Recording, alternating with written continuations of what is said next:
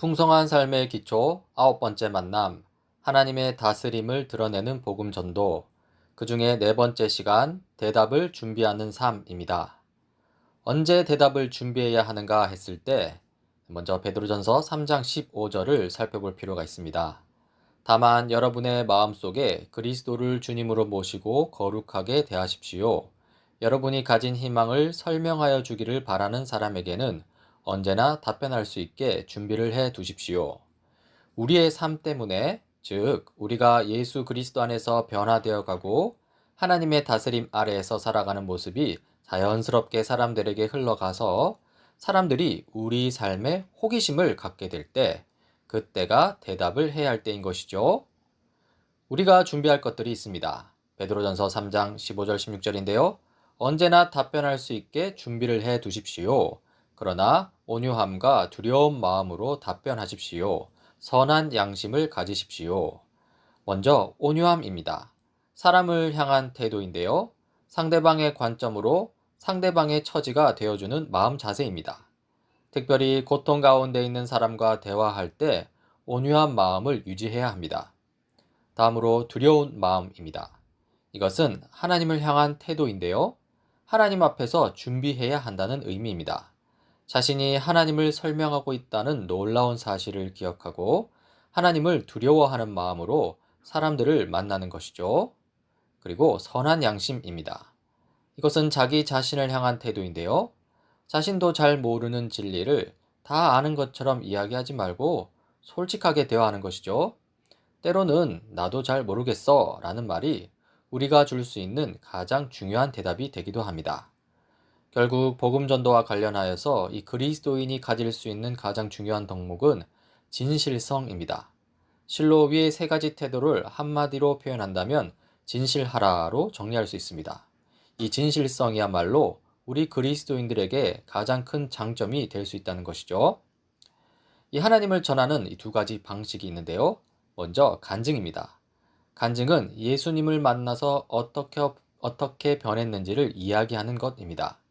간증은 다음 세 가지 내용으로 구성될 수 있는데요.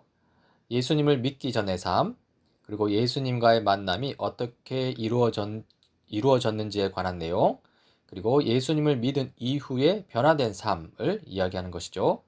이 간증의 목적은 이 나의 성공이 아니라 하나님의 일하심을 전하면서 이 하나님을 알리는 것입니다. 이러한 간증의 개인적 유익이 있는데요. 이 간증하기 위해서 하나님이 자신에게 행하신 일들을 스스로 돌아보고 정리하면서 다시금 신앙의 기쁨을 누릴 수 있다는 것이죠. 이 하나님을 전하는 또 다른 방식으로 이 전도가 있습니다. 우리가 믿는 내용, 즉 복음을 풀어서 설명하는 것인데요. 이 연습과 훈련이 필요합니다.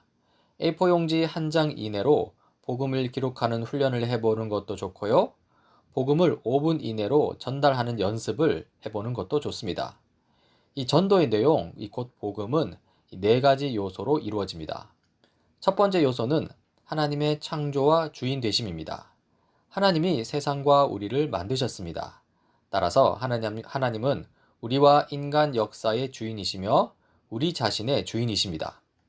이 두 번째 요소는 인간의 죄와 세상의 타락입니다.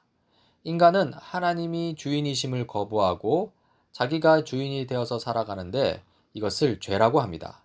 죄 때문에 우리 인간은 타락했고 더불어 세상은 깨지고 망가지고 끊임없이 고통받고 있습니다. 세 번째 요소는 구원과 회복입니다. 죄로 말미암아 타락한 인간은 죽음을 경험할 수밖에 없고 세상도 고통 가운데 황폐해져 갑니다. 그런데 하나님이 우리를 불쌍히 여기시고 세상을 사랑하셔서 이 죄의 대가를 예수 그리스도가 대신 지게 하셨습니다. 이 예수님 때문에 우리가 하나님 앞에 설 수 있는 길이 열렸습니다. 세상이 회복될 가능성이 열린 것이죠. 네 번째 요소는 영접과 성령입니다. 죄의 대가를 대신 지신 예수님을 진심으로 받아들이면, 즉 마음으로 믿어서 예수님이 우리 인생의 주인이심을 받아들이면 이 죄와 타락으로부터의 구원을 선물로 받을 수 있습니다. 그때 이 그리스도의 영이신 성령님이 우리 마음속에 오셔서 우리를 인도하시기 시작합니다. 이러한 복음의 네 가지 요소들을 잘 숙지하여 자신의 말로 자연스럽게 표현하고 전달할 수 있어야 합니다. 연습과 훈련이 필요하겠죠. 이 개인의 증거를 더 강력하게 만드는 교회라고 했는데요. 전도는 단순히 개인의 문제만이 아닙니다. 요한복음 17장 21절입니다. 아버지께서 내 안에 계시고 내가 아버지 안에 있는 것과 같이 그들도 하나가 되어서 우리 안에 있게 하여 주십시오. 그래서 아버지께서 나를 보내셨다는 것을 세상이 믿게 하여 주십시오. 이 개인의 전도를 더욱더 강력하게 만들어주는 요소는 바로 교회 공동체입니다. 우리가 공동체 가운데서 서로 사랑하면 세상 사람들은 그 모습을 보고 하나님이 아들을 우리에게 보내신 것을 믿게 됩니다. 이 가장 좋은 복음 전도는 예수님을 정말 제대로 믿고 있는 공동체를 사람들에게 보여주는 것입니다. 그런데 오늘날 복음 전도가 잘 되지 않는데요. 그 이유가 바로 이 교회와 관련이 있죠. 우리 개개인이 부족하여 하나님의 다스림을 나타내지 못하기 때문이기도 하지만 더 중요한 것은 이 그리스도인 공동체, 즉 교회가 세상 사람들에게 하나님을 보여주는 창문 역할을 잘 감당하지 못하기 때문입니다. 교회가 서로 사랑하며 살아가지 않고 교회 내에서도 세상 가치관을 따라 살아가니 창문이 더러워져 벽처럼 아무것도 보지 못하게 되는 것이죠. 따라서 공동체가 중요합니다. 우리가 믿는 대로 같이 살아가는 것이 굉장히 중요합니다. 그 공동체에 사람들을 초대하십시오.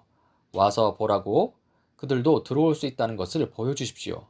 그때 사람들이 그 공동체 속으로 들어오게 될 것입니다. 교회로 들어오게 될 것입니다. 이제 복음을 전하는 삶을 살아야 하는데요. 이 방법과 태도 측면에서 복음 전도를 바라보자면요. 이 복음 전도는 방법이나 기술만의 문제가 아닙니다.